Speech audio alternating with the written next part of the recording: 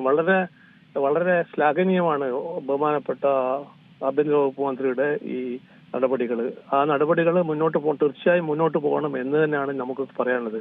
കാരണം ഈ social media ഇത്ര ഗ്രേവായിട്ട് മിസ്യൂസ് ചെയ്യുന്നത്, അതായത് ഇത് സമൂഹത്തിന് ഒരു ഒരു ഒരു ഉപകാരപ്രദമായി നീങ്ങേണ്ടതിന് പകരം സമൂഹത്തിൽ ഒരു ഒരു വലിയ ഒരു ഡ്രഗ് മാതിരി ഒരു സാധനമാണിത്. ഇതിലേക്ക് ആൾക്കാരെ വലിച്ചഴിച്ച് അവനവന് തോന്നുന്നൊക്കെ വിളിച്ചു പറഞ്ഞ് അതിൽ കംപ്ലീറ്റ് സമൂഹത്തിൽ തന്നെ ഒരു പ്രശ്നം ഉണ്ടാക്കുന്ന തരത്തിലാണ് ഇവർ നീങ്ങുന്നത്.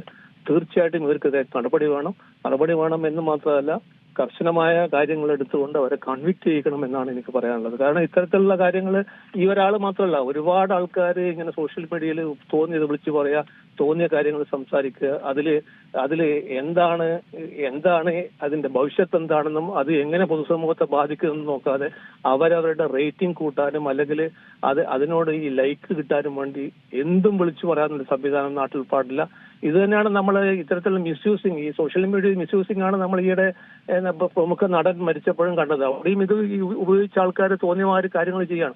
ഇതിന്റെ ഒരു നടപടി എടുക്കണമെന്ന് മാത്രമല്ല, ഇതിന് മതിയായ ലോ സംവിധാനം വേണം. ഇപ്പം IT ആക്ട്, ഇപ്പോഴത്തെ പ്രസന്റ് IT ആക്ട് അത്ര എഫിഷ്യന്റ് അല്ല ഇത് കൈകാര്യം ചെയ്യല്. കാരണം അതിന് ഇപ്പൊ എനിക്ക് തോന്നുന്നു ഗവൺമെന്റ് ഓഫ് ഇന്ത്യ ഇപ്പം ഈ ഡാറ്റാ പ്രൊട്ടക്ഷൻ ആക്ട് കൊണ്ടുവന്നിട്ടുണ്ട്.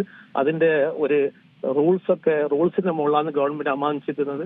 അപ്പൊ ഈ ഡാറ്റാ പ്രൊട്ടക്ഷൻ ആക്ടും അതിന്റെ റൂൾസും ഒക്കെ വന്നു കഴിഞ്ഞാൽ ഇത് കുറെ കൂടി കർശനമായിട്ടും നിയമപരമായിട്ടും ഇത് നമുക്ക് ബാൻ ചെയ്യാൻ പറ്റുമെന്നാണ് എനിക്ക് തോന്നുന്നത്. അപ്പോൾ ഇത്തരത്തിൽ നടപടികൾ നടത്തുന്നതിൽ സാറി പറഞ്ഞതുപോലെ തന്നെ നമ്മുടെ നിലവിലെ സൈബർ നിയമങ്ങളൊക്കെ തന്നെ ശാശ്വതമല്ല എന്നാണോ പറയുന്നത്? ഒരാൾക്ക് എങ്ങനെ സംസാരിക്കണമെന്ന കാര്യത്തിൽ നമ്മൾ പറയാറുണ്ട്, ഒരു വേദിയിലെത്തിയാൽ ഒരു ഡെക്കോറം കാത്തു സൂക്ഷിക്കണമെന്നൊക്കെ തന്നെ. സമൂഹ മാധ്യമങ്ങളിൽ ഇടപെടൽ നടത്തുന്ന ഇത്തരത്തിൽ ഇൻഫ്ലുവൻസർമാർ എന്ന പേരിൽ അറിയപ്പെടുന്ന ഈ തൊപ്പിമാരെ ഒക്കെ നിലയ്ക്ക് നിർത്താൻ നമുക്ക് ഇനി എന്താണ് ചെയ്യാൻ സാധിക്കുക? ഒരു മൊത്തത്തിലുള്ള ഒരു അഴിച്ചുപണി ആവശ്യമാണോ? തീർച്ചയായിട്ടും. കാരണം ഈ ഇൻഫ്ലുവൻസേഴ്സ് മിസ്യൂസ് ചെയ്യാണ് അവർ ഇൻഫ്ലുവൻസേഴ്സ് എന്ന് പറഞ്ഞിട്ട് അവർ തോന്നിയമാര് സമൂഹത്തിൽ എന്തും പടച്ചുവിടാമെന്ന് കരുതുകയാണ് അവർ.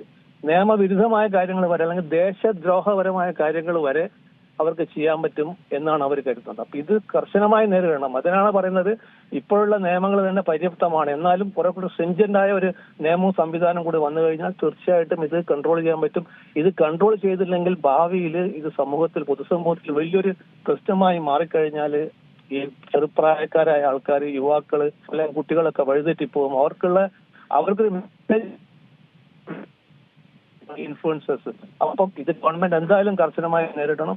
അതിന് പ്രത്യേകിച്ച് കേരള ഗവൺമെന്റ് ഇപ്പൊ സമീപകാലത്ത് ഡ്രഗിനെതിരായിട്ട് ഒരു ക്യാമ്പയിൻ സ്റ്റാർട്ട് ചെയ്തിരുന്നു. അതേപോലെ തന്നെ ഇതിനെതിരായിട്ട് മിസ്യൂസിങ് ഓഫ് ഈ സോഷ്യൽ മീഡിയ, അതിന്റെ എന്തൊക്കെയാണ് പ്രശ്നങ്ങൾ, അതെങ്ങനെ കൺട്രോൾ ചെയ്യാൻ പറ്റും, തീർച്ചയായിട്ടും അതുകൂടി ഒരു പഠന വിഷയമാക്കിയിട്ട് ഹോം ഡിപ്പാർട്ട്മെന്റ് അതിലും കൂടി കർശനമായിട്ട് കാര്യങ്ങൾ മുന്നോട്ട് കൊണ്ടുപോകണം എന്നാണ് എനിക്ക് പറയാനുള്ളത്. ഏറ്റവും പുതിയ വാർത്തകളും വിശേഷങ്ങളും വിരൽത്തുമ്പിലറിയാൻ സീ മലയാളം ന്യൂസ് എല്ലാ ഡിജിറ്റൽ പ്ലാറ്റ്ഫോമുകളിലും ലഭ്യം.